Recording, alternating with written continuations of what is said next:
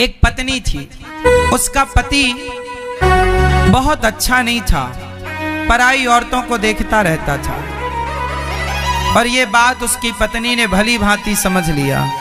भाई आंखों की भाषा भी तो समझ में आती है। जब आप किसी को देखते हैं ना, तो आप समझदार होगा तो देखने से ही पता लगा लेगा कि आप किस नियत के व्यक्ति हैं।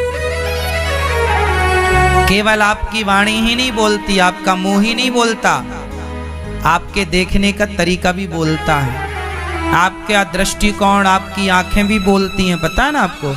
बस ये तो समझदार लोग चाहिए समझने के लिए। तो उसकी पत्नी समझ गई कि मेरा पति चरित्रहीन है, परंतु कोई बात नहीं, वो अपने पति की सेवा करती। बड़ी अच्छी नारी थी। पत्नी पति को भोजन कराए, पति की सेवा करे, पति के लिए पूरा ख्याल सब कुछ। कुछ दिन बाद उसके पति को कोढ़ का रोग हो गया।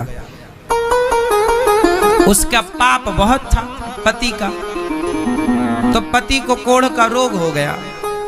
वो कोढ़ ऐसा हुआ कि चमड़ी ना गल गल करके गिरने लगी, मावाद पूरे शरीर में बनती, दुर्गंध आती उसके शरीर से। लेकिन पत्नी जरा भी कोई गलत विचार ना लाकर वो पति को रोज नहलाती। अब उसका पति असमर्थ हो गया चलने फिरने में भी, परंतु वो रोज अपने पति को नहलाए, उसको सुंदर कपड़े पहनाए, मावाद को साफ करे। कोई नहीं आता था उसके पास, पूरा गांव मोहल्ला उस गली से नहीं गुजरता था जहां उसका घर था, इतना दुर्गंध था उसके शरीर में। लेकिन वो पत्नी बड़ी पतिव्रता नारी थी, अपने पति की सेवा करती और पति को भोजन करा के भोजन करती। पति के सिवा सपने में भी पराये मर्द का वो कभी चिंतन नहीं करती। श्रेष्ठ पतिव्रता नारी। एक दिन सर्दियों का मौसम था, उसका पति आंगन में बैठा था, सामने से सड़क थी। अब उसका पति बाहर बैठा था, पत्नी अंदर काम कर रही थी कि तभी उस गांव की एक सुंदर वैश्या जो राजा के यहाँ नाचने जाया करती थी, तो वो सुंदर सी वैश्या श्रृंगार करके उसी रास्ते से गुजरी। तो ये जो कोढ़ी आदमी था, इसने उस वैश्या को देखा, वाह कितनी सुंदर है, कितने सुंदर इसके बाल हैं, कितने सुंदर इसके गाल हैं, कितना सुंदर इसका शरीर है। उसने देखा, और जब देखा तो ये उस वैश्या पर लट्टू हो गया। मन मन में कामना कर बैठा कि क्या ये स्त्री मुझे मिलेगी। अब वो सोच ही रहा था कि वैश्या तो चली गई रास्ते से, इसकी पत्नी आई। पत्नी ने देखा कि इसके मन में कुछ चल रहा था, तो पत्नी ने समझ लिया कुछ है। पूछा, स्वामी जी क्या हुआ, आज आप उदास हैं। उस कोढ़ी ने अपनी पत्नी से कह दिया कि सुनो, तुमने आज तक मेरी बात टाली नहीं। अब देखो, वो आदमी अपनी पत्नी की सरलता का अब वो दुरुपयोग करने लग गया। उसने कहा कि तुमने आज तक मेरी बात नहीं टाली। अच्छा, वो पतिव्रता नारी थी, वो काहे को टालेगी, जो कहता वो ये पत्नी करती। पति बोला कि सुनो, पति बहुत दुष्ट क्वालिटी का था और ये बहुत सज्जन थी, बहुत सीधी थी, पतिव्रता ही थी। अब वो बड़ा दुष्ट। उसने कहा कि सुनो, वो जो वैश्या है ना, एक काम करो कि तुम मुझे एक रात के लिए उस वैश्या से मिला दो। कुछ पैसा लेगी तो तुम अपना कुछ जेवर एवर बेच के उसको दे दो, और उसको पैसा ही तो चाहिए, एक बार मेरे पास ले आओ। अब ये बात एक पति अपनी पत्नी से कह रहा है कि मेरा दिल एक वैश्या में आया है। सोचो कि आज का पति बोला होता अपनी पत्नी से, तो वही 2-4 जमा देती। ले, एक तो कोढ़ी है, बीमार, और दिल और कहीं आ रहा है इसका, 2 जमाती मुंह में। और ये इस लायक था भी, लेकिन वो नारी बड़ी पतिव्रता। अब इसने कहा ठीक है, मैं उससे बात करूंगी। अब वो शाम को जब मुजरा करके राजा के यहां से घर आई तो ये जाकर उस वैश्या से मिली और उस वैश्या से इसने अपने पति की बात कही कि हमारे पति का दिल तुम में आया है, तुम जितना पैसा चाहो ले लो, पर एक बार मेरे पति से चलकर मिल लो, वो आपसे प्रभावित हैं, मिलना चाहते हैं। अब वैश्या को आश्चर्य हुआ, हे भगवान, ये किस तरह की पत्नी है, अपने पति के लिए मेरे से बात करने आई है। उस वैश्या ने कहा, बहन मैं हाथ जोड़ती हूं, तुम्हारे पति को कोढ़ का रोग है, बहुत दुर्गंध आती है उसके शरीर से, मैं तो रास्ते से निकलती हूं तो नाक पकड़ के निकलती हूं, मैं क्षमा करो बहन, मैं तुम कितना भी पैसा दोगी मैं तुम्हारे पति के पास नहीं जाऊंगी। चूंकि वो तो वैश्या ही थी, पैसा लेकर किसी के भी पास जा सकती थी, पर इसके पति में कोढ़ था, रोग था, बदबू थी, नहीं वो मना कर दिया, बोले मावाद निकलती है, मैंने सुना है, मैं नहीं जाऊंगी, तुम पैसा कितना भी दो मैं नहीं जाऊंगी। अब ये पत्नी बोली, बहन मेरे पति की आज्ञा है। उसने साफ मना कर दिया वैश्या ने। अब ये लौट कर आई तो पति ने पूछा क्या कहा, उसने बता दिया कि उसने मना कर दिया, बोले नहीं। तो उसके पति ने फिर कहा, नहीं तुम चाहोगी तो वो आ जाएगी, एक बार तुम कोशिश करो, मेरी आज्ञा है कि तुम उसे लेकर आओ। अब लो, अब ये पति की आज्ञा हो गई कि तुम लाओ, एक वैश्या को लाओ। अब उसने क्या किया होगा, तो उसने एक युक्ति निकाली। अब वो पतिव्रता जो नारी थी वो रोज सवेरे 4 बजे उस वैश्या के घर जाती, उसके घर में झाड़ू लगाती, पोंछा लगाती, उस वैश्या का बर्तन जो जूठा था वो साफ कर देती। वैश्या रोज देखती कि मेरे घर में झाड़ू पोंछा कौन कर रहा है। ऐसे करते करते 1 हफ्ता बीत गया, ये रोज जाती। एक दिन वैश्या ने पकड़ लिया कि ये देवी आप तो बड़ी पतिव्रता नारी हो, मुझे पापनी के घर में झाड़ू पोंछा क्यों कर रही हो। उस पतिव्रता नारी ने कहा उस वैश्या से, बहन मेरे पति का दिल तुम में आया है, एक बार मेरे पति से मिल लो, तुम जो चाहोगी मैं दूंगी, जो पैसा चाहोगी मैं दूंगी। अब की बार उस पतिव्रता नारी की बात वो वैश्या टाल ना पाई और बोली, अच्छा ठीक है, पर मैं नहीं आऊंगी तुम्हारे घर, तुम अपने पति से बोलना कि आज रात को 8 बजे वो मेरे घर आ जाए। ठीक है। अब ये पतिव्रता नारी फिर दौड़ी दौड़ी पति से बोली, पति के पास। पति बोला क्या हुआ, बोले आज आपको 8 बजे बुलाया है, चले जाना। अब देखो ये काम बना के आ गई, एक नारी अपने पति का काम बना के आ गई। पति कोढ़ी था, अच्छे से उठ बैठ नहीं पाता था, और आज बढ़िया परफ्यूम डाल रहा है, साफ सुथरे कपड़े पहन रहा है, कोढ़ी आदमी। पर जैसे ही उसने अपना शाम को द्वार से बाहर पांव रखा कि उसकी शक्ति गवाह देने लगी, वो चलने में असमर्थ था। अब वो अकेला कैसे जाए। तो पत्नी से बोला कि सुनो, आओ हम तुम्हारे कंधे पे हाथ रखेंगे, तुम हमें ले चलो।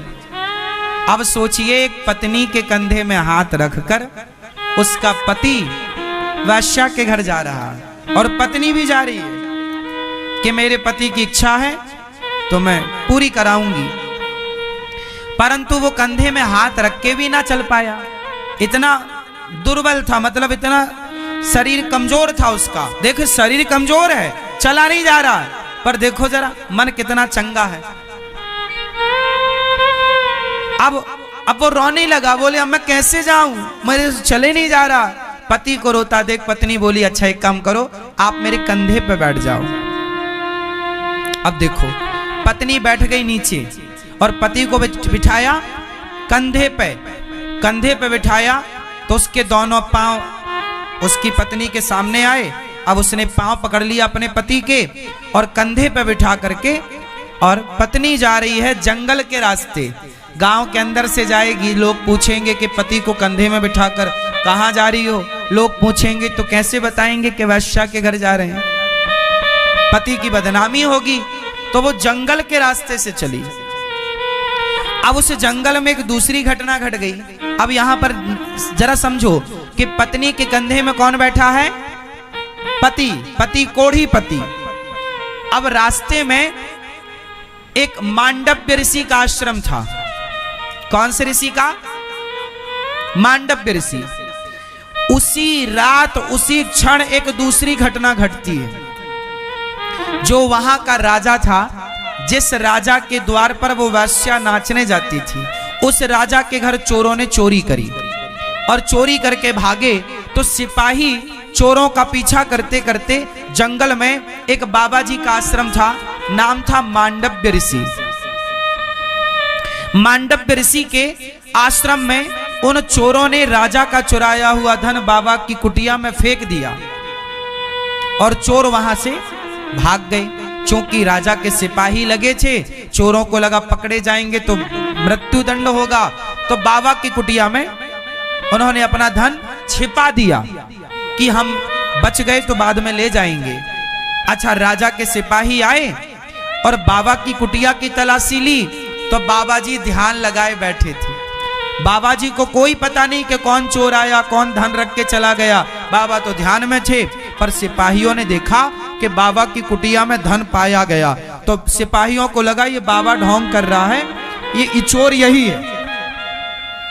राजा के सिपाहियों ने बाबा जी को चोर मान लिया और जो सेनापति था उसने कहा इस बाबा को सूल पर लटकाओ। सूल एक पैना पैना सा लोहे का सूल जमीन में गाड़ा गया और उस सूल पर बाबा जी को बिठाया गया। तो जब बिठाया गया तो वो बड़ा पैना था, नुकीला, वो बाबा जी के नीचे से चुभता हुआ सिर से निकल गया। ये दंड दिया। लेकिन बाबा की समाधि इतनी पक्की थी कि बाबा ऐसे ध्यान में डूबे कि कब उन्हें सूल पर लटकाया गया, कब उन पर चोरी का आरोप लगा, उन्हें पता ही ना चला। और सारे सिपाही लोग जो थे उनको लगा राम राम, ये तो हमने सूल पर लटका दिया, फिर भी बाबा का ध्यान नहीं खुला। वो समझ गए कि बाबा असली है, भाग गए, कहीं बाबा जी श्राप ना दे दे। सिपाही भाग गए और बाबा का पूरा शरीर सूल पर लटका, खून से लथपथ वो जगह। अब सूल नीचे से घुसा हो, सिर से निकला हो, तो वो तो तप के बल पर जिंदा थे। ध्यान ऐसा लगा कि पता ना लगा। अब बाबा जी लटके हैं सूल पर, इस तरफ पांव लटक रहे हैं, हाथ लटक रहे हैं। उसी समय ये पत्नी अपने पति को कंधे पर बिठाकर गुजरी, तो उसी बाबा जी की कुटिया के पास से गुजरी जहां पर बाबा जी सूल पर लटके थे। और अमावस्या की रात्रि थी, अमावस्या में कुछ ज्यादा दिखता नहीं है, तो उस स्त्री को बाबा जी नजर ना आए और बाबा जी लटके थे सूल पर और ये अपने पति को लिए थे कंधे पर। तो इसके पति का सिर बाबा जी के पांव से टकरा गया, क्योंकि सूल ऊपर गड़ा था, लटके थे तो पांव बाबा जी के लटक रहे थे ऊपर से। तो इसके पति का सिर और बाबा जी का पांव जब टकराया तो बाबा जी के ध्यान खुल गया, समाधि खुल गई। और जैसे ही समाधि खुली, संत जी ने श्राप दे दिया, जिसके स्पर्श से मेरी समाधि खुली है, सूर्योदय होते ही वो मर जाएगा। अब लो भैया, बाबा ने जब श्राप दिया तो कोढ़ी रोने लगा।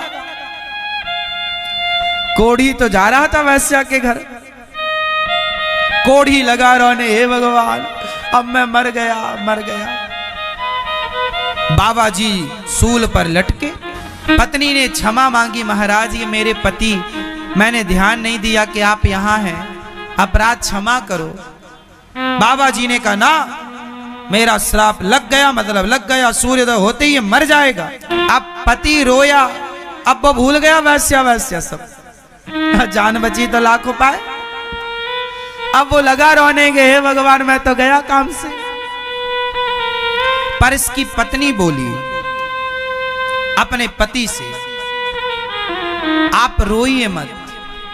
हे महात्मा जी, यदि आपने मेरे पति को श्राप दिया कि सूर्योदय होते ही मृत्यु हो जाएगी, तो हे सूर्य भगवान, यदि मैं पतिव्रता स्त्री हूं और मैंने अपने पति के मनसा वाचा कर्मणा सेवा करी है और मैंने अपने पति के सिवा पर पुरुष का चिंतन नहीं किया हो, तो हे सूर्य भगवान, जब तक मैं ना कहूं आप सूर्य उदय नहीं होना चाहिए, आप आइए मत।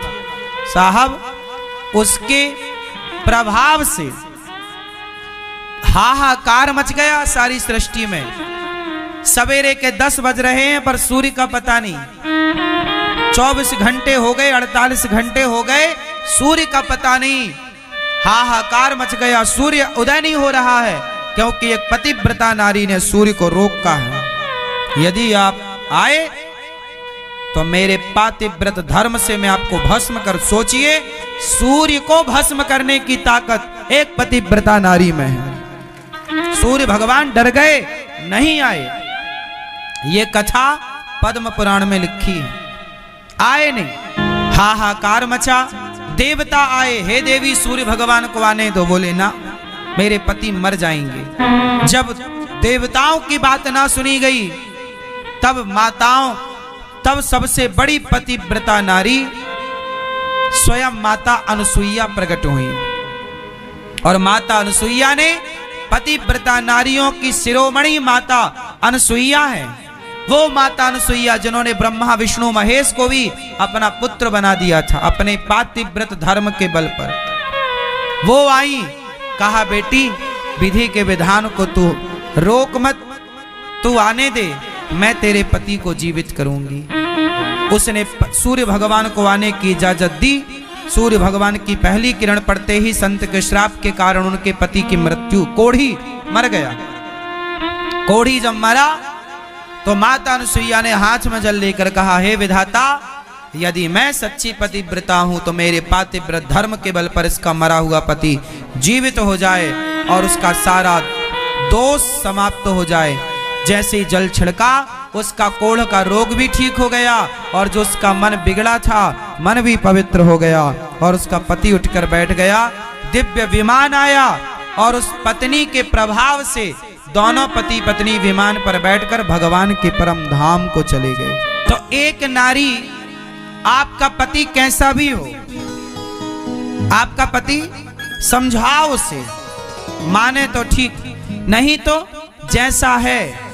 अब ये आपके प्रारब्ध में था, अब आप अपना कर्तव्य पूरा करते रहो, आप अपना धर्म पूरा करते रहो, क्योंकि उसको उसके कर्मों का दंड मिलेगा और आपको आपके कर्मों का दंड मिलेगा। इसलिए आप अपना पातिव्रत धर्म का पालन करते हुए आप उसकी तरह मत बनो। आप अपना ये समझो कि ये किसी जन्म का मेरा पाप है, निकल रहा है, निकलने दो। आप अपना धर्म ना बिगाड़ो कि पति बुरा है तो मैं भी बुरे रास्ते पर चली जाऊं ना, या पत्नी बुरी है तो मैं भी बुरे रास्ते पर चला जाऊं ना। एक मैया मेरे पास आई, लगभग 70 वर्ष, 65-70 की रही होंगी। महाराज हम थक गई अपने पति से। कितने बच्चे हैं? 4 बच्चे हैं। शादी, हाँ हमारे बेटों के बेटों का भी, पोता पोतियों का सबका विवाह हो गया, पर हम बड़े दुखी हैं, हमारे पति से जरा रत्ती भर सुख नहीं मिला हमें। हमने कहा क्या चाहती हो? बोले तलाक लेना चाहती हूँ। हमने कहा बुढ़ापे में बस यही बचा था। अब महाराज जी कोई सुख नहीं मिला, बड़ा घटिया क्वालिटी का पति है हमारा, बिल्कुल प्यार नहीं करता, गालियां देता है, मारता है। ये देखो यहाँ मारा था, ये सूजन है।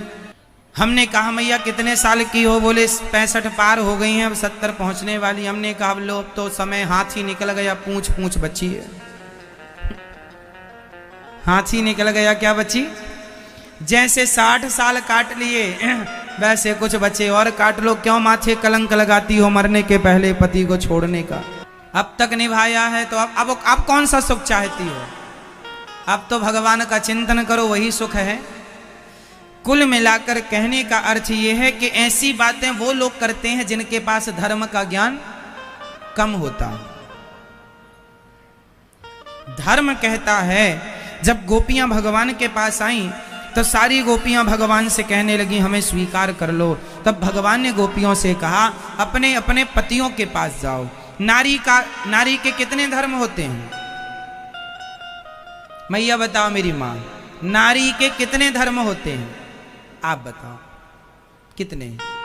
3 गिना दो, हमारा भी कुछ ज्ञान बढ़ेगा आज। 3 धर्म नारी के गिनाओ, कौन कौन से? तो फिर काहे 3 कह रही हो मैया? उंगली तो खड़ी करनी है महाराज, कितनी भी 5 है, कोई भी कितनी भी खड़ी कर दो। नारी के कितने धर्म हैं मैयाएं बताएंगी। आप बताओ मैया, आप बताओ कितने? ये मैया बताओ, पीछे की मैया बताओ मेरी माँ। मैया जा रही हो, बताए जाओ मेरी माँ, नारी के कितने धर्म होते हैं? मैया ने अपना झोला भर का ज्ञान ले लिया। मैया राधे राधे। कितना नारियों के कितने धर्म होते हैं? 1 2 3 कितने बताओ मेरी माँ? हाथ से बताओ, उंगली से ऐसे करके। 5।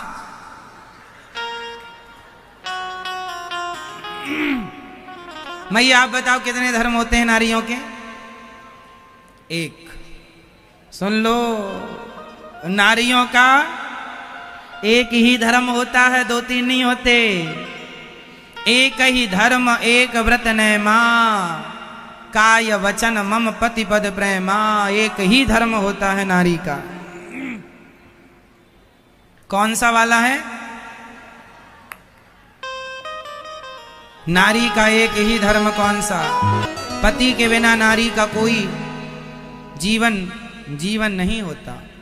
पति के जाने के बाद आपके मांग का सिंदूर आपका पति ही तो है, आपके गले का मंगलसूत्र आपका पति ही तो है, आपके हाथों की मेहंदी आपका पति ही तो है, आपके पांव का मोहर आपका पति ही तो है।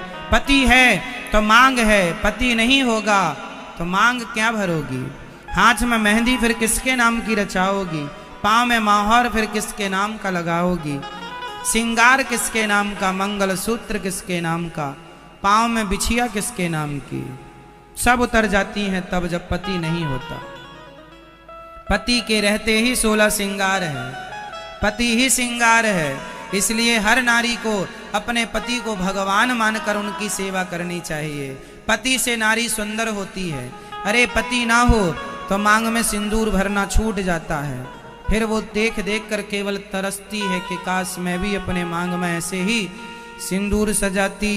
पर जिनके पति हैं आज उन्हें शर्म आ रही है सिंदूर लगाने में। आज हमारी भारतीय परंपरा ऐसी हो गई है, आज की मॉडल लड़की बहन बेटियों को ये सिंदूर लगाने में ला जाती है।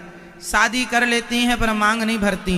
अरे मांग भरना यह नारी का गौरव है। नारी के लिए भाग्यशाली है वो नारी जिसका पति है, भाग्यशाली है वो नारी जिसके मांग में सिंदूर है। इसलिए नारी के माथे का सिंदूर उसकी सबसे बड़ी शोभा है। इसलिए सिंदूर लगाना अच्छी बात है, ये बुरा नहीं है। इसलिए आज जो बेटियां बहन बेटियां सिंदूर नहीं लगाती उन्हें लगाना चाहिए। हमारी कुछ माताएं आजकल की लड़कियां एडवांस जो नई नई बहुएं होती हैं ना, तो उन्हें शर्म आती है। यहाँ जरा सा लगा के और सिंदूर इंदूर नहीं लगाती, आजकल घिसनी से घिस लेती हैं और घिस के अपने एक तरफ के बालों से दूसरे तरफ के छिपा लेती हैं। दिख ना जाए कि हम शादीशुदा हैं। कुंवारी रहना चाहती है तो शादी काहे कर लिया। कितने चोचले होते हैं क्या।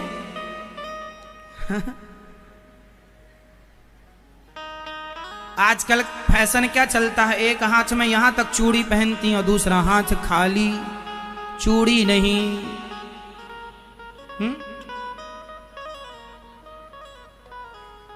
चूड़ी नहीं, बिंदिया नहीं, बिंदिया सजा के रखना। क्या सजाएं, अब तो पहनने में शर्म आ रही है।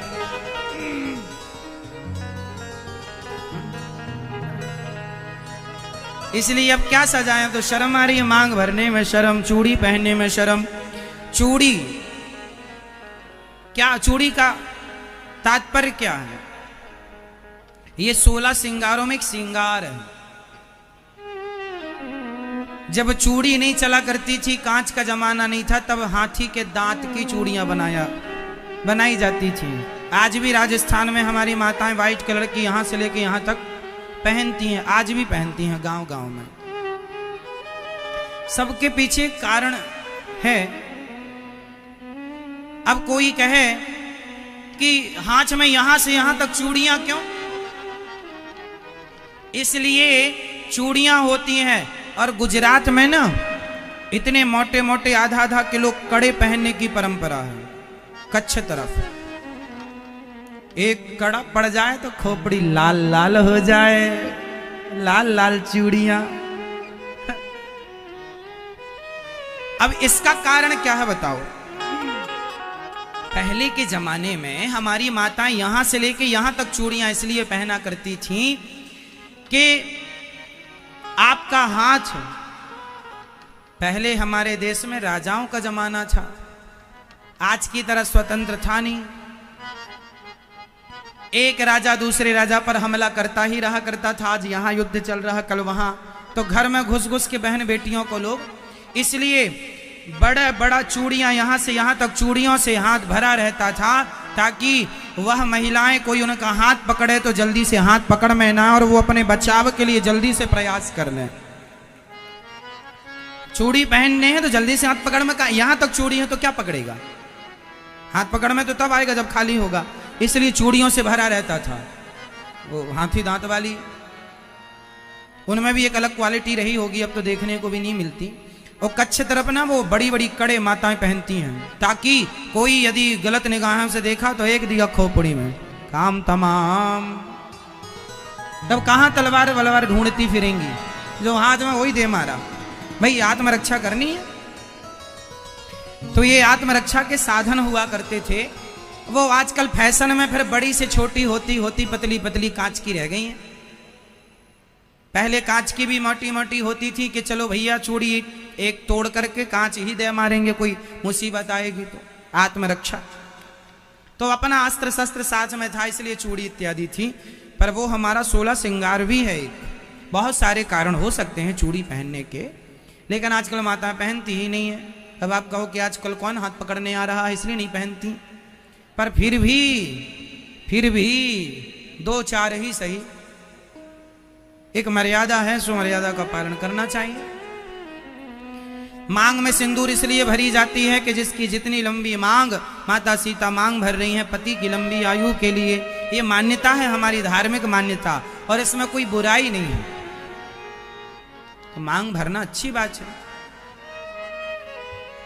इसलिए हमारा सनातन धर्म जो है साइंटिफिक है, हर चीज का एक कारण है, कोई ना कोई कारण जरूर होता है। भगवान ने गोपियों से कहा अपने अपने पतियों की सेवा करो। मैया आप लोग कितनी माताएं ऐसी हैं जो अपने पति की खूब सेवा करती हैं। पति कैसा भी हो, अंधा हो, लंगड़ा हो, बहरा हो, काना हो, पति कौन होता? मैं ये बता, पति कौन होता है? हाँ, पति परमेश्वर। मानती हो कि केवल कह ही रही हो? मानती हो ना मेरी माँ? पति को परमेश्वर मानकर सेवा करनी चाहिए। भगवान यदि मूर्ति से प्रकट हो सकते हैं तो श्रद्धा हो पति में, तो पति से भी भगवान प्रकट हो सकते हैं। भगवान तो सर्वत्र हैं, इसलिए पति की सेवा करनी चाहिए। और पति को क्या करना चाहिए? पति को नारी का आदर करना चाहिए। यत्र नार्यस्तु पूज्यन्ते रमन्ते तत्र देवता, तत्रैतास्तु न पूज्यन्ते सर्वास्तत्राः फलाः क्रियाः।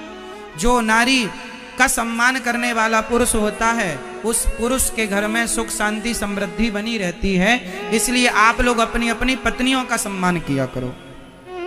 केवल नारी सम्मान करे पति का, ऐसा नहीं, पति को भी सम्मान करना चाहिए। पति को भी नारी का आदर करना चाहिए। आजकल के कुछ पति ऐसे होते हैं कि पत्नी थोड़ा बूढ़ी हो जाए तो फिर उसकी तरफ देखते नहीं है, बूढ़ी हो गई है ना। अरे बूढ़ी और जवान जैसी है अब तुम्हारी है, निभा लो। यहाँ वहाँ मन लगाने से लोक परलोक बिगड़ जाएगा। पराई नारी में कभी मन नहीं लगाना चाहिए। कितनी भी सुंदर हो पराई स्त्री, पर नारी पैनी छुरी, तीन तरफ से खाए, धन हरे यौवन हरे और घोर नरक ले जाए। पराई नारी से बच के रहना। जो जो पराई नारी के चक्कर में पड़ा है सर्वनाश हो गया है, सर्वनाश। हाँ या ना? इसलिए पराई नारी के चक्कर में ना पड़ना, अपनी पत्नी के साथ मस्त रहो, खुश रहो। जैसी है आपकी है, रिश्ते सब भगवान बनाते हैं। हमारे यहाँ तो केवल निभाना होता है, निभा लो। तो पति भी अच्छे से निभाए और पत्नी भी अच्छे से निभाए। पति अपनी पत्नी को देवी माने और पत्नी अपने पति को परमेश्वर माने। गृहस्थ जीवन बहुत श्रेष्ठ है।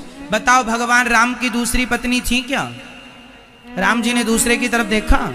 तो राम जैसा आदर्श जीवन में स्थापित होना चाहिए। फिर तो आप सैकड़ों शादी कर लो, जो मन है, पेट है, भोगों से वो तो भरना नहीं है। चाहे आप एक शादी करो या 10 कर लो। शादी इसलिए की जाती है कि गृहस्थ में रह के देख लो कि गृहस्थ का सुख क्या है, फिर धीरे धीरे मन को हटाकर भगवान में घूम फिर के यहीं आना है। चाहे लंबा घूम लो, थोड़ा घूम लो। एक शादी करो या 10 शादी करो, विवाह करने से सुख नहीं मिलता किसी को। जिन राजाओं की बहुत पत्नियां थी वो कौन सा अमर हो गए? क्या पा लिया उन्होंने? इसलिए मर्यादा 2 पत्नी और 4 पत्नियां। इसलिए इस धरती पे लाखों पुरुष आए, लाखों राजा आए, लेकिन मर्यादा पुरुषोत्तम केवल भगवान राम को कहा गया, क्योंकि वो मर्यादामय होता है जो एक पत्नी के साथ जीवन गुजारे, एक पति के सिवा परमेश्वर मानकर पराये पुरुष की तरफ कभी नजर ना उठाए। वो मर्यादामय जीवन। फिर तो सैकड़ों करने वाले भी राजा महाराजा थे, पर उन्हें मर्यादा पुरुषोत्तम नहीं कहा गया। यहां तक कि राम के पिता दशरथ जी को भी मर्यादा पुरुषोत्तम नहीं कहा गया। कहा गया है मर्यादा पुरुषोत्तम सिर्फ भगवान राम को कहा गया। एक नारी के सिवा पर नारी को राम जी ने स्वप्न में ना देखा, और माता सीता ने स्वप्न में पराये पुरुष को ना देखा। दोनों की ओर से मर्यादा स्थापित की गई। तो आप अपनी बेटियों को जरा चरित्र की शिक्षा दिया करो, बेटों को भी, कि बेटा सब कुछ चला जाए तो चला जाए, चरित्र ना जाए। धन चला जाएगा तो वापस आ जाएगा, पर चरित्र चला गया तो चरित्र वापस नहीं आएगा। इसलिए आपका कैरेक्टर, आपका चरित्र सबसे ज्यादा इंपॉर्टेंट है, विशेष महत्व रखता है आपका चरित्र। इसलिए चरित्रवान बनिएगा। आजकल समाज में देखने को मिलता है, छोटे छोटे बच्चे बच्चियां भाग जाती हैं, लड़का लड़कियों को प्यार हो जाता है, शादी कर लेते हैं। इन्हें पता ही नहीं कि प्यार क्या होता है, शादी क्या, कर लेते हैं। और जब भूख मिट जाती है भोगों की तो सब ठंडा पड़ जाता है कि जो किया था बाद में पश्चाताप, सब गलत कर लिया। इसलिए जवानी में बच्चे भटक जाते हैं। इसलिए जवानी में सही गाइडेंस मिलनी चाहिए, माँ बाप की ओर से सही मार्ग मिले। गुरुजनों, इसलिए गुरु होते हैं कि माँ बाप ना समझा पाए जो बात, वो गुरु जी समझा दें। गलत रास्ता गलत ही होगा। आप बड़े पद पर जाइए, बड़ा पैसा कमाइए, कोई बुराई थोड़ी है, पर जब तक जियो चरित्रवान बन के जियो। कोई आपके चरित्र पर उंगली ना उठा सके। मर जाना अच्छा है, पर चरित्रहीन होकर जिंदा रहना अच्छा नहीं है। सबसे कीमती क्या है बताओ? इस धरती पर सबसे अनमोल क्या है? आपका जोर से, आपका चरित्र। रावण का चरित्र बिगड़ा तो आज बात है त्रेता की। त्रेता बीत गया, द्वापर बीत गया, कलयुग आज तक उसके नाम के पुतले जल रहे हैं। क्यों जल रहे हैं? क्योंकि चरित्र बिगड़ गया। और राम जी का चरित्र स्ट्रांग है, भगवान का चरित्र अनुकरणीय है। इसलिए आज घर घर गली गली मंदिर बनाकर गोविंद की, भगवान राम की पूजा होती है, भगवान की आरती उतारी जाती है। रावण की आरती नहीं उतारी जाती। पूजा राम चरित्र सुनवे कौन रसिया, राम लखन सीता मन वसिया। तो चरित्र ही तो पूजा जाता है। इसलिए मेरी माँ, अपने पति के सिवा पराये पुरुष को कभी ना देखो, और अपनी पत्नी के सिवा पराई स्त्री को कभी ना देखो। देखना चाहिए, सही है ना? यदि आप में से कोई देखता हो तो बंद कर देना देखना, वरना सर्वनाश की तैयारी कर लेना। फिर जैसे रावण का हो गया,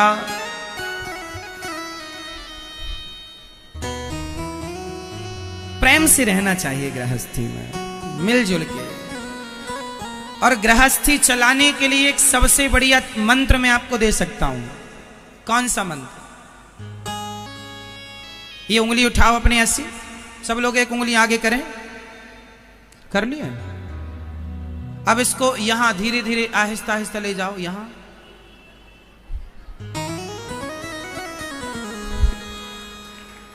ये मंत्र है।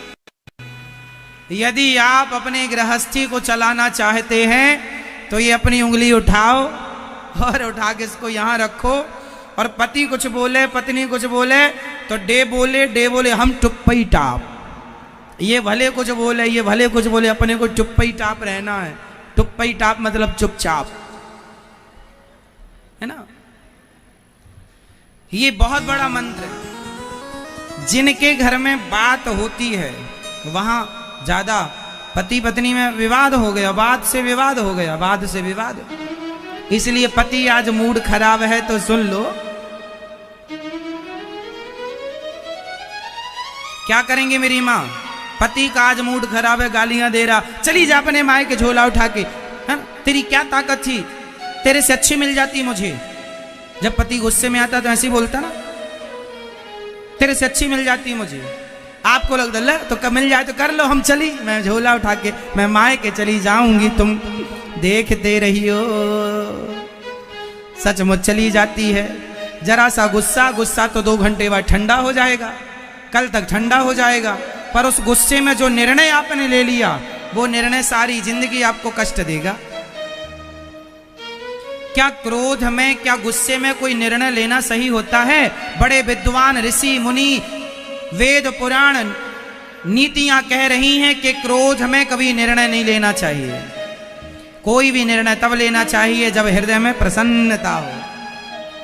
प्रसन्न चित्त से निर्णय लिए हुए, जो निर्णय प्रसन्नता में लिए जाते हैं वह निर्णय अच्छे होते हैं, और जो निर्णय जल्दीबाजी में गुस्से में लिए जाते हैं वो डिसीजन हमेशा हमें, वो निर्णय हमेशा हमें तकलीफ देते हैं। बोलो हाँ या ना। कितने लोग इस बात से सहमत हैं कि प्रसन्नता में निर्णय लेना अच्छा होता है और गुस्सा क्रोध में निर्णय लेना अच्छा? तो आप में से कितने लोग आज के बाद गुस्से में कोई निर्णय नहीं लेंगी? ना मैया ना भैया, उठाओ हाथ। गुस्से में कोई डिसीजन नहीं लेंगे। जब गुस्सा आएगा तो क्या करेंगे? अपनी उंगली का प्रयोग करेंगे। पिताजी गुस्से में हैं, बोल रहे हैं चुपचाप रहो। सास गुस्से में बोल रही है, बोलने दो, चुपचाप रहो। आज बहू का मूड खराब है, बक बक बक बक सवेरे से किए जा रही है, ननद जो आ गई है घर में, चुप रहो। ननद आ गई है, जाने का नाम ही नहीं लेती। 2 दिन के लिए आई थी, महीना भर से पड़ी है, ऑर्डर चलाती है, भाभी जरा पानी लाना, गिलास और पानी उठा के नहीं पीती, बुढ़ी हो गई है ना। इसलिए चुप रहो। मैया सही है। जब कोई पति से बात करने है ना मेरी माँ, पति गुस्से में है, आज मैं तुझे भेज के रहूंगा, चली जा अपने घर। अब वो गुस्से में है पति, और आप भी झोला उठा के गुस्से में जा रही हूं।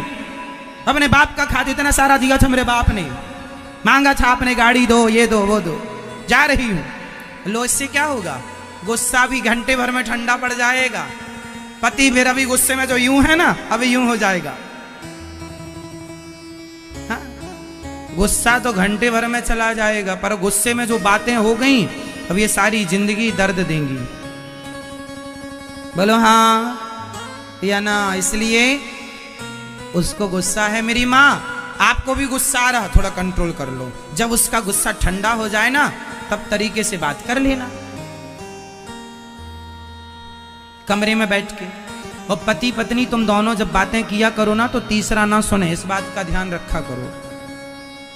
तीसरा ना सुने, क्योंकि ये दुनिया को पता बस चल जाए कि आप में लड़ाई हो गई है तो नमक मिर्ची तो लिए बैठी है ये दुनिया। कोई नहीं चाहता कि तुम्हारा घर बसा रहे, पर वो हवन करती है मिर्ची मसाले से, स्वाहा, इसका नाश हो जाए, हाँ, इसका घर उजड़ जाए।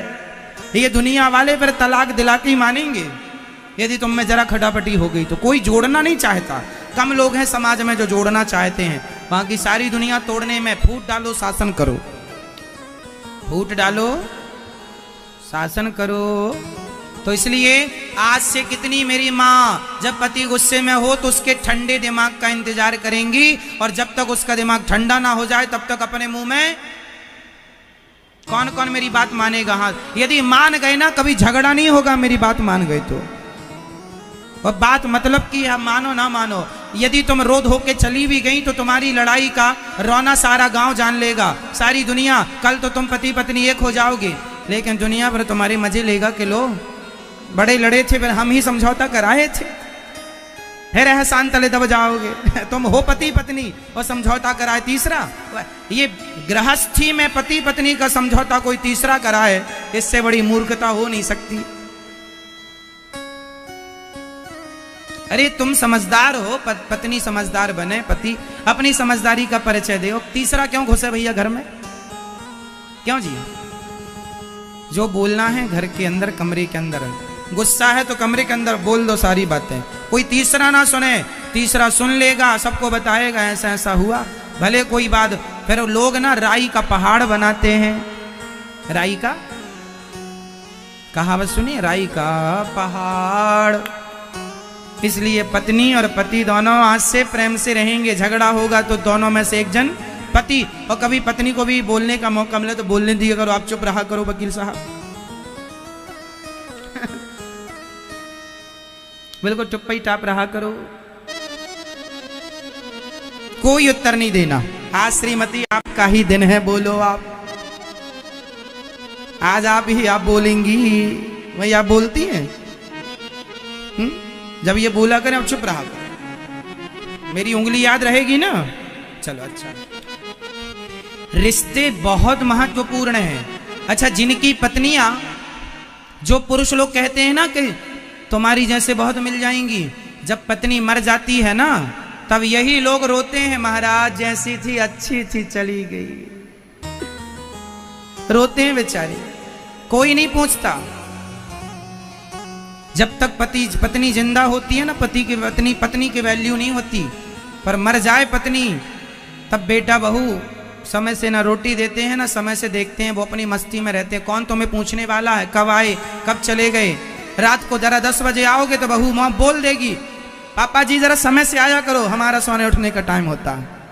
पत्नी थी तो जाग के मेरे पति नहीं आए, अभी तक पति नहीं आए, जागती है। दुनिया भले सो जाए, दो लोग कभी नहीं सोते। बच्चे के लिए माँ जागती है और पति के लिए पत्नी जागती है, बाकी सबको सोने से फुर्सत कहाँ है। तो पत्नी का बहुत बड़ा योगदान है जीवन में, और पति का भी योगदान है, इसलिए दोनों प्यार से रहो, ठीक है। चलो, रिश्ते बड़े महत्व रखने वाले हैं। मेरी माँ मर जाओगे बुलावा आएगा। आज पूज्य श्री अनिरुद्धाचार्य जी महाराज ने हम सभी लोगों को बहुत ही उत्तम एवं शिक्षाप्रद कथा सुनाई है। आशा करता हूँ कि इस शिक्षाप्रद कथा से हम सभी लोग कुछ न कुछ शिक्षा अवश्य ग्रहण करेंगे और अपने जीवन को सुखी और सात्विक बनाने का प्रयास करेंगे। मित्रों, अगर आपको यह शिक्षाप्रद कथा पसंद आई हो तो वीडियो को लाइक करें और अधिक से अधिक लोगों को शेयर भी करें, जिससे और भी लोग महाराज जी की इस शिक्षाप्रद कथा से शिक्षा लेकर अपने जीवन को सुखी बना सकें। मित्रों, अगर आपने अभी तक हमारे चैनल को सब्सक्राइब नहीं किया है तो हमारे चैनल को तुरंत सब्सक्राइब भी कर लें, जिससे आपको नोटिफिकेशन के माध्यम से महाराज जी के शिक्षाप्रद कथा तुरंत प्राप्त हो सकें। मित्रों, तो कल फिर किसी शिक्षाप्रद कथा के साथ आप लोगों के समक्ष प्रस्तुत होंगे। तब तक के लिए जय श्री राधे।